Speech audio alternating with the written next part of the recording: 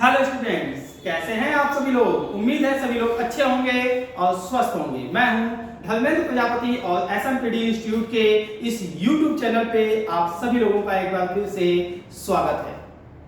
मैं धर्मेंद्र कुमार आप लोगों को पढ़ा रहा था क्लास 10 की बायोलॉजी और इस समय जो हम लोगों का टॉपिक चल रहा था वो था लाइफ प्रोसेसेस। लाइफ प्रोसेस हम लोग पढ़ रहे थे, इनमें हम लोग सबसे पहले बात कर रहे थे न्यूट्रिशन एंड डाइजेशन की। तो हम लोगों ने पिछले लेक्चर्स में न्यूट्रिशन, डाइजेशन और डाइजेस्टिव सिस्टम के बारे में पढ़ा, जिसका लिंक जो है वो डिस्क्रिप्शन में दिया हुआ है। अगर आपको वो वीडियो देखने हैं तो आप लिंक पे जाकर के वो वीडियो भी देख सकते हैं। आज हम लोग बात करने वाले हैं न्यूट्रिशन इन प्लांट्स। जी हाँ, न्यूट्रिशन इन प्लांट्स यानी आज हम लोग पढ़ने वाले हैं फोटोसिंथेसिस के बारे में। जैसे हम लोगों के घरों में खाना बनता है उसी तरीके से पौधे के अंदर भी फूड फॉर्मेशन की एक प्रक्रिया होती है, भोजन निर्माण करने की एक प्रक्रिया होती है, जिसे हम लोग फोटोसिंथेसिस या प्रकाश संश्लेषण बोलते हैं। बचपन से हम लोग ये टॉपिक अपने साइंस या ईवीएस के चैप्टर में पढ़ते आ रहे हैं, जहां पे हम लोगों ने पढ़ा था कि प्रकाश संश्लेषण एक ऐसी प्रक्रिया होती है जिसमें सभी हरे पौधे जमीन से खनिज लवण तथा जल लेकर के, वातावरण से कार्बन डाइऑक्साइड लेकर के, सूर्य के प्रकाश की उपस्थिति में अपना भोजन बनाते हैं, अपना कार्बोहाइड्रेट का फॉर्मेशन करते हैं। तो ये प्रक्रिया जो है प्रकाश संश्लेषण कहलाती है, या हम कह सकते हैं कि the process in which all the green plants make their own food in the presence of sunlight with carbon dioxide and water. जी हाँ, जैसे हमारे घरों में खाना बनता है जिससे कि हम लोगों का पोषण होता है, उसी तरीके से जो पौधे होते हैं वो भी अपने न्यूट्रिशन के लिए, अपने पोषण के लिए सेल्फ फूड फॉर्मेशन करते हैं और इस प्रक्रिया को हम लोग प्रकाश संश्लेषण या फोटोसिंथेसिस बोलते हैं, जिसमें पौधे एटमॉस्फेयर से कार्बन डाइऑक्साइड लेते हैं। जितने भी हरे पौधे होते हैं उनके अंदर प्रकाश संश्लेषण की क्रिया होती है, फोटोसिंथेसिस प्रोसेस होता है।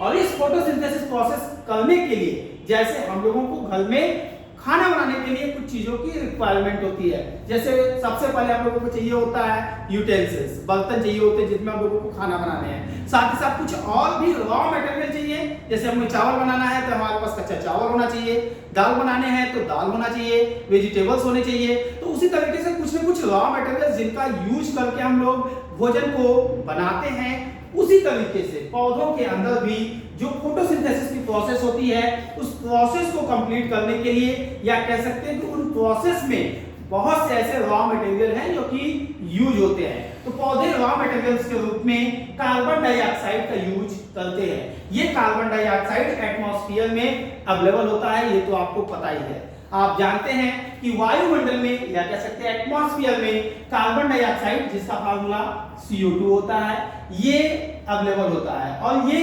एटमॉस्फेयर में 0.03% होता है। आपने कभी ईवीएस पढ़ा होगा या एटमॉस्फेयर के बारे में पढ़ा होगा, तो उसमें आपने पढ़ा होगा कि एटमॉस्फेयर में बहुत सारे air is the mixture of the various gases, वहां पे बहुत सारे गैसों का एक मिश्रण होता है। तो जिसमें सबसे अधिक अगर कोई गैस है तो वो है नाइट्रोजन, जो कि होता है 78%, ये तो आपको पता ही होगा। उसके साथ साथ ऑक्सीजन 21%, या अगर हम ऐसे कहें तो 20.8% के समथिंग जो होता है वो ऑक्सीजन एटमॉस्फेयर में प्रेजेंट होता है। और जो कार्बन डाइऑक्साइड है ये है 0.03%।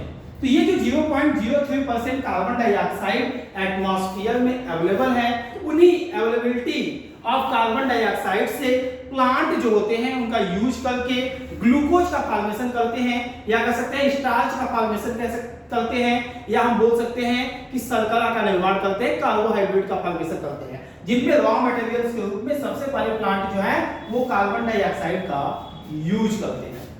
अब आपको ये जानना है कि एटमॉस्फेयर से ये कार्बन डाइऑक्साइड प्लांट के बॉडी के अंदर आता कैसे है। तो आपने देखे होंगे या पढ़े होंगे कि लीव्स में जो भी पत्तियां होती हैं उनके लोअर सरफेस में बहुत सारे छोटे छोटे छिद्र होते हैं, पोर्स होते हैं, जिन्हें हम लोग बोलते हैं स्टोमेटा। इन्हीं स्टोमेटा के थ्रू, ये क्या है, ये है स्टोमेटा, जिन्हें हिंदी में रंध्र बोलते हैं। इन्हीं स्टोमेटा के थ्रू प्लांट जो होते हैं कार्बन डाइऑक्साइड एटमॉस्फेयर से एब्जॉर्ब करते हैं और उनका यूटिलाइजेशन करके ग्लूकोज का फॉर्मेशन करते हैं। ऐसा नहीं है कि कोई भी प्लांट केवल कार्बन डाइऑक्साइड से ही ग्लूकोज का फॉर्मेशन कर रहा है, उसे रॉ मटेरियल में कार्बन डाइऑक्साइड के साथ साथ वाटर की भी रिक्वायरमेंट होती है। ये वाटर प्लांट जो होते हैं बाय रूट एब्जॉर्ब करते हैं।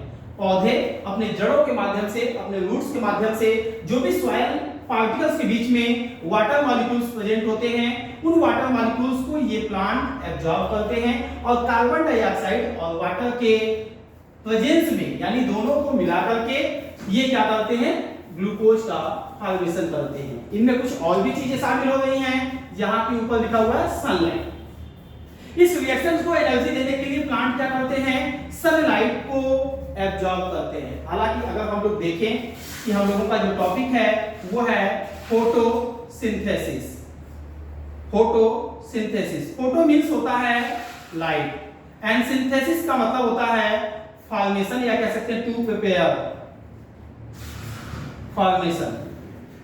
यानी फोटोसिंथेसिस प्रोसेस अगर एक्चुअली में देखा जाए ना, ये जो सनलाइट होता है उसकी एनर्जी से ही फूड फॉर्मेशन हो रहा है। आपने पढ़ा होगा law of conservation of energy, जिसमें हमने ये पढ़ा हुआ है कि जो एनर्जी है उस एनर्जी को ना तो डिस्ट्रॉय किया जा सकता है और ना ही क्रिएट किया जा सकता है। इसमें क्या होता है कि जो एनर्जी होती है बस केवल एक फॉर्म से दूसरे फॉर्म में चेंज हो जाती है। तो यहाँ पे प्लांट कर क्या रहा है कि जो फोटो एनर्जी है, फोटो एनर्जी दैट मींस जो सनलाइट है, ये सनलाइट में जो सौर ऊर्जा है उस एनर्जी को ये केमिकल एनर्जी में कन्वर्ट कर दे रहे हैं। यानी यहाँ पे क्या है, कन्वर्जन ऑफ एनर्जी फॉर्म। यहाँ पे ऊर्जा जो है वो एक फॉर्म से दूसरे फॉर्म में कन्वर्ट हो रही है। तो फोटो से फॉर्मेशन होने के प्रोसेस को, दैट मींस लाइट से फूड फॉर्मेशन होने के प्रोसेस को हम लोग बोलते हैं फोटोसिंथेसिस, जिसमें सनलाइट का बहुत ही ज्यादा इंपॉर्टेंट है।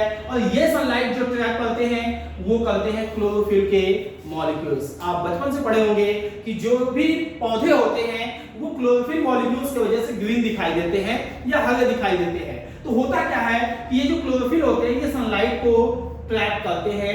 ये क्लोरोफिल क्लोरोप्लास्ट में प्रेजेंट होते हैं एंड क्लोरोप्लास्ट जो है that is the site of the photosynthesis. प्रकाश संश्लेषण की जो प्रक्रिया है वो पत्तियों के क्लोरोप्लास्ट में ही होती है। जैसे हम लोगों के घर में अगर कहें कि खाना कहाँ बनता है, तो बेडरूम में तो बनेगा नहीं, बाथरूम में तो बनेगा नहीं, तो उसके लिए एक स्पेशल स्पेसिफिक जगह बनाया गया है जिसे हम लोग बोलते हैं किचन।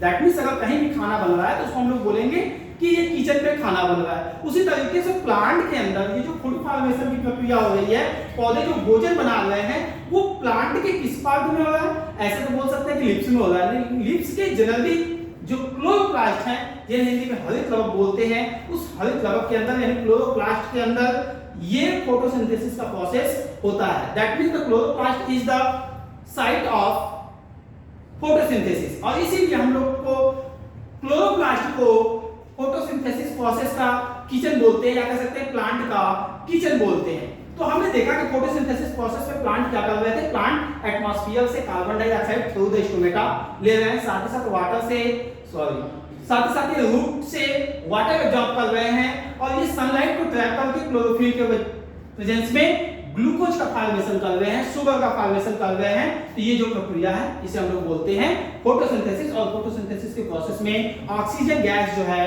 वो रिलीज होती है। हम लोग बचपन से पढ़ते आ रहे हैं कि जो प्लांट होते हैं वो ऑक्सीजन देते हैं, प्लांट जो है वो ऑक्सीजन देते हैं और कार्बन डाइऑक्साइड लेते हैं, जबकि जो ह्यूमन बीइंग्स या एनिमल्स होते हैं वो कार्बन डाइऑक्साइड देते हैं या छोड़ते हैं और ऑक्सीजन लेते हैं। तो हमने देखा कि प्लांट में कार्बन डाइऑक्साइड प्लांट किस तरीके से लिए, plant through the stomata carbon dioxide यहां पे ले रहे हैं और ऑक्सीजन को यहां से रिलीज कर रहे हैं। अब चलते हैं हम लोग इसके इक्वेशन की तरफ। इसका जो समीकरण है प्रकाश संश्लेषण का, फोटोसिंथेसिस का, वो मैं अभी राइट करने जा रहा हूं। उसके पहले थोड़ा सा इसको इमेज क्लीन कर लेते हैं ताकि थोड़ा स्पेस बन जाए। तो मैंने आपको पहले बताया कि फोटोसिंथेसिस प्रोसेस जो है, फोटोसिंथेसिस के प्रोसेस में प्लांट एटमॉस्फेयर से कार्बन डाइऑक्साइड लेते हैं। एटमॉस्फेयर में जो भी कार्बन डाइऑक्साइड अवेलेबल है उसे अपने स्टोमेटा के थ्रू प्लांट कार्बन डाइऑक्साइड को ले रहे हैं, साथ ही साथ ये क्या ले रहे हैं, वाटर थ्रू द रूट। और ये सनलाइट और क्लोरोफिल के प्रेजेंस में, अभी यहां पर लिखा हुआ था sunlight and chlorophyll. Chlorophyll molecules जो होते हैं ये क्लोरोप्लास्ट में प्रेजेंट होते हैं जो कि सनलाइट को ट्रैप करते हैं। अभी ये बातें हम लोगों ने किया।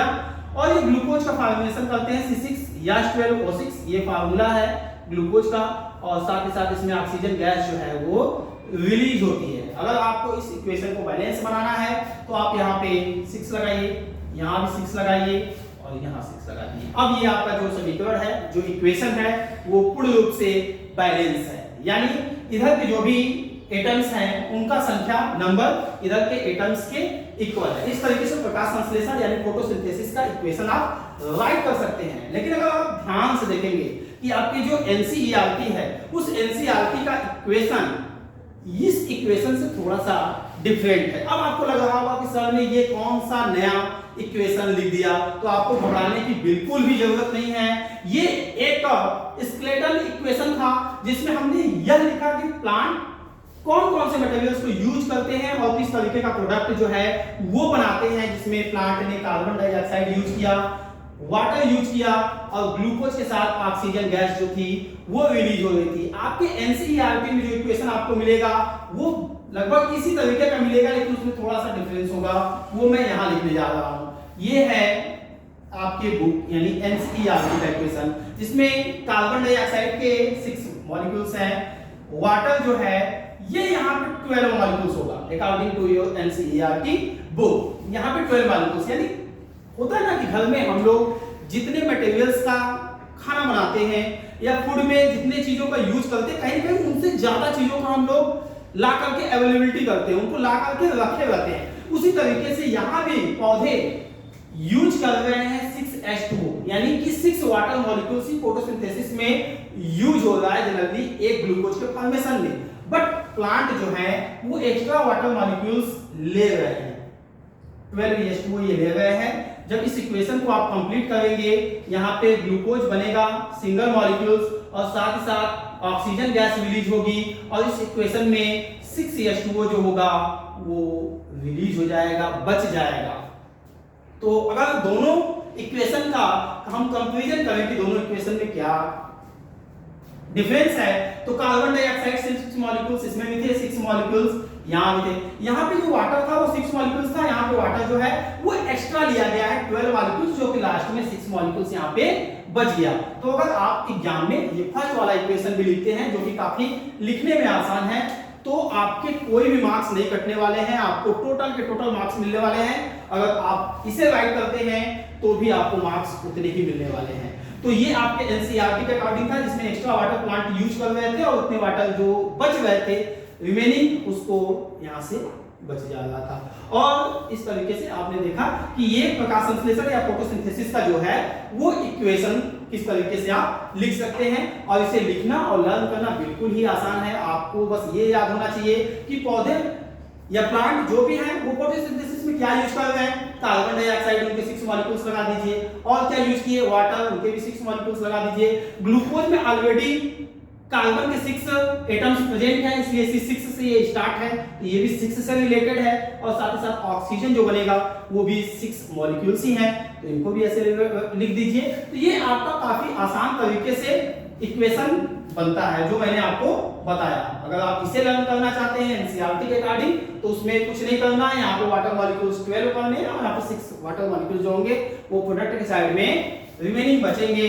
तो इस तरीके से ये था फोटोसिंथेसिस का इक्वेशन। अब हम लोग चलते हैं कि ये जो फोटोसिंथेसिस प्रोसेस है उसे कितने पार्ट में डिवाइड किया गया है। तो फोटोसिंथेसिस प्रोसेस को 2 पार्ट में डिवाइड किया गया है। First is the light reaction and second is the dark reaction. Light and dark reaction 2 part में फोटोसिंथेसिस को डिवाइड किया गया। टोटल ये जो फोटोसिंथेसिस का प्रोसेस होता है ना, इसमें 2 प्रोसेस होते हैं। एक तो ये जो कार्बन डाइऑक्साइड था और दूसरा यूज होने वाला जो प्रोडक्ट सबस्टेंस था वो था वाटर। ये बनाया क्या, ग्लूकोज, और साथ ही साथ क्या बनाया, ऑक्सीजन गैस। अगर हम ध्यान से देखें तो यहाँ पर जो इस रिएक्शन में शामिल होने वाले रिएक्टेंट हैं, जिन्हें हम लोग अभिकारक बोल सकते हैं, यानी कि जो फूड फॉर्मेशन में यूज होने वाले रॉ मटेरियल हैं वो कहीं ना कहीं 2 हैं। एक तो कार्बन डाइऑक्साइड और दूसरा जो है वो वाटर मॉलिक्यूल्स। और उसी तरीके से अगर हम प्रोडक्ट की बात करें कि जो बन रहा है वो भी हमारा कितना है, वो भी कहीं कहीं 2 है, एक ग्लूकोज और दूसरा ऑक्सीजन। इस पूरे प्रोसेस में हो क्या रहा है, इस पूरे उसमें सबसे पहले ये वाटर मॉलिक्यूल जो है वो स्प्लिट कर रहा है, और स्प्लिट करने के बाद इसका ऑक्सीडेशन हो रहा है। ऑक्सीडेशन होने से बन रहा है ऑक्सीजन गैस। ये एक प्रोसेस हो रहा है जिसमें क्या हो रहा है, ऑक्सीडेशन ऑफ वाटर मॉलिक्यूल्स। तो यहां पर हम देख सकते हैं कि प्लांट जो भी ऑक्सीजन छोड़ते हैं वो कहां से छोड़ते हैं, वाटर मॉलिक्यूल्स से छोड़ते हैं। जो भी पौधे बाय द रूट जो भी वाटर उन्होंने खींचा हुआ है उसी वाटर को स्प्लिट करके ये ऑक्सीजन को क्या कर रहे हैं, रिलीज कर रहे हैं। ये पहली प्रोसेस हो गई। और दूसरा ये कार्बन डाइऑक्साइड का रिडक्शन हो रहा है, यहां हो रहा है आपका रिडक्शन, जिससे ग्लूकोज का फॉर्मेशन हो रहा है। इस तरीके से हमने देखा कि फोटोसिंथेसिस प्रोसेस जो है उसमें ऑक्सीडेशन और रिडक्शन दोनों प्रोसेस जो हैं वो कंप्लीट हो रहे हैं। इस तरीके से यह एक कॉम्प्लेक्स रिएक्शन बना और इस रिएक्शन को दो पार्ट में डिवाइड किया गया। फर्स्ट क्या है, फर्स्ट जो है वो लाइट रिएक्शन है। लाइट रिएक्शन जो है इसे लाइट रिएक्शन इसलिए बोला जाता है क्योंकि ये लाइट के प्रेजेंस में होता है। लाइट रिएक्शंस जो है वो लाइट के प्रेजेंस में होगा, इसीलिए इसे बोला जाता है लाइट रिएक्शन। इसमें वाटर मॉलिक्यूल्स जो है ये स्प्लिट करेगा तो ये H+ आयन और साथ ही साथ OH- आयन में कन्वर्ट होगा। यानी कि सनलाइट के इफेक्ट से ये जो वाटर मॉलिक्यूल्स हैं वो अपने आयंस में ब्रेक हो रहे हैं। कौन कौन से आयंस हैं यहाँ पे हाइड्रोजन आयन और हाइड्रोक्सिल आयन में ये कन्वर्ट हो रहा है वाटर मॉलिक्यूल्स। बाद में यही जो OH आयंस हैं ये कई OH आयंस मिलकर के फिर से H2O यानी वाटर का फॉर्मेशन करते हैं और साथ ही साथ यहाँ से ऑक्सीजन गैस जो होती है रिलीज होती है। इस तरीके से हमने देखा कि लाइट रिएक्शन क्या है, लाइट रिएक्शन लाइट के प्रेजेंस में होने वाला एक रिएक्शन है जिसमें ऑक्सीडेशन ऑफ वाटर मॉलिक्यूल्स होता है। ऑक्सीडेशन क्या मतलब होता है कि जिसमें से H+ आयंस निकलते हैं, तो ऐसे रिएक्शंस को हम लोग ऑक्सीडेशन से बोलते हैं। यहाँ पे H2O स्प्लिट कर रहा है यानी इसमें से H+ आयन निकल रहा है तो OH- आयन भी बन रहा है। फिर ये OH- आयन मिल करके वाटर मॉलिक्यूल्स और ग्लूकोज का फॉर्मेशन करते हैं। क्योंकि ये जो लाइट रिएक्शन है इसकी डिस्कवरी हिल नामक साइंटिस्ट ने किया हुआ था, इसलिए इसे हिल रिएक्शंस भी बोलते हैं। हिल एक साइंटिस्ट थे जिन्होंने इस लाइट रिएक्शंस के बारे में बताया हुआ था, इसलिए इसे हिल रिएक्शंस बोलते हैं। साथ ही साथ ये क्लोरोप्लास्ट क्लास 9th में आपने पढ़ा होगा, chloroplast is the kitchen of the cell. इस क्लोरोप्लास्ट के ग्रेनम पार्ट में ये टोटल लाइट रिएक्शन जो है वो होता है। क्लोरोप्लास्ट का स्ट्रक्चर कुछ इस तरीके से होता है जिसमें डबल मेम्ब्रेनस स्ट्रक्चर के रूप में क्लोरोप्लास्ट प्लांट सेल्स में प्रेजेंट होता है।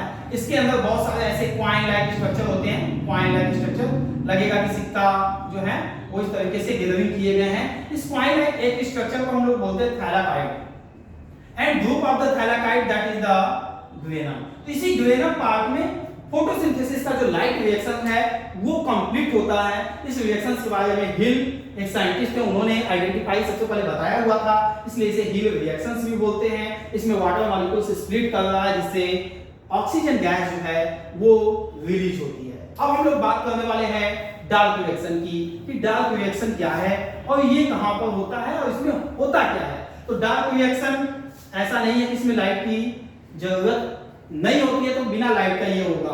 अब देखिए डार्क रिएक्शन में होता क्या है कि डार्क रिएक्शन नाम से ही है कि डार्क, जैसे इसमें था कि ये लाइट के प्रेजेंस में होगा तो ये डार्क रिएक्शन लाइट के ऑब्सेंस में होगा ऐसा बोला जाता है। लेकिन इसका तात्पर्य ये नहीं है कि जब लाइट नहीं होगा तब डार्क रिएक्शन होगा। इस डार्क रिएक्शन को लाइट से कोई मतलब नहीं है, ना काहू से दोस्ती ना काहू से बैर, ऐसा कबीरदास का एक दोहा है। उसी दोहे के अकॉर्डिंग ये डार्क रिएक्शन हो रहा है, यानी इसको लाइट से कोई मतलब नहीं है, इसलिए इसको एक और नाम से लाइट इंडिपेंडेंट रिएक्शंस भी बोलते हैं। लाइट इंडिपेंडेंट रिएक्शन भी बोलते हैं क्योंकि इस रिएक्शंस को लाइट से कोई भी मतलब नहीं है। ये डे में भी होगा नाइट में भी होगा बट लाइट का इस पे कोई भी इफेक्ट नहीं है।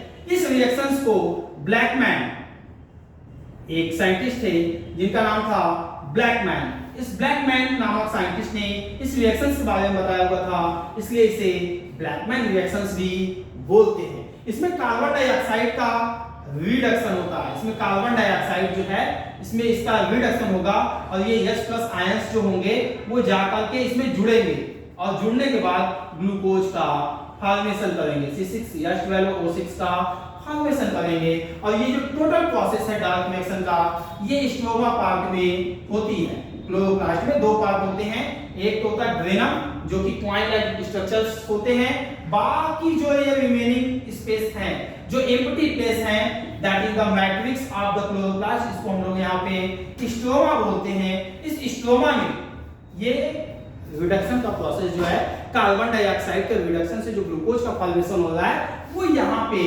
होता है। तो इस तरीके से आपने देखा कि फोटोसिंथेसिस प्रोसेस किस तरीके से क्लोरोप्लास्ट में अलग अलग फेज में हो रहा था। लाइट रिएक्शन जो लाइट के प्रेजेंस में हो रहा था, डार्क रिएक्शन जिसपे लाइट का कोई भी इफेक्ट नहीं है, और ब्लैकमैन नामक साइंटिस्ट ने इसके बारे में बताया हुआ था, इसलिए इसे ब्लैकमैन रिएक्शंस भी बोलते हैं। इसमें कार्बन डाइऑक्साइड का रिडक्शन हो रहा है, यानी इसमें जो H+ आयंस लाइट रिएक्शंस के बच गए थे वो आकर के यहाँ पे इन्वॉल्व हो रहे हैं, यहाँ पे ऐड हो रहे हैं, ऐड होने के बाद ग्लूकोज का फॉर्मेशन कर रहे हैं।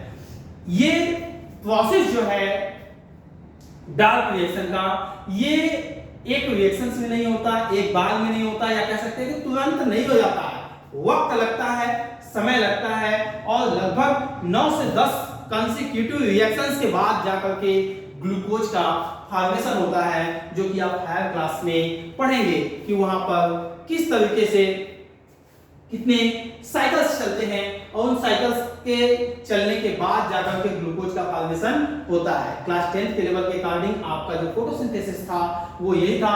उसमें उम्मीद है कि आपके सभी जो भी डाउट्स होंगे वो क्लियर हो गए होंगे। अगर आपको हमारे वीडियोज में कोई भी प्रॉब्लम्स होती है, अगर आपको किसी भी टॉपिक पे जो आपके क्लास 10th से रिलेटेड है, 11th से रिलेटेड है, प्रॉब्लम है, तो आप हमारे कमेंट बॉक्स में उस टॉपिक को भेजिए, हम आपको वो लेक्चर्स आपको प्रोवाइड करेंगे। और अगर आप हमारे इस चैनल पर नए हैं तो हमारे इस चैनल को सब्सक्राइब जरूर करें, साथ ही साथ बेल आइकन को जरूर दबाएं ताकि हमारी जो भी वीडियो वो सबसे पहले आप तक पहुंचे। और वीडियो को अंत तक देखने के लिए आप सभी लोगों का धन्यवाद। जय हिंद।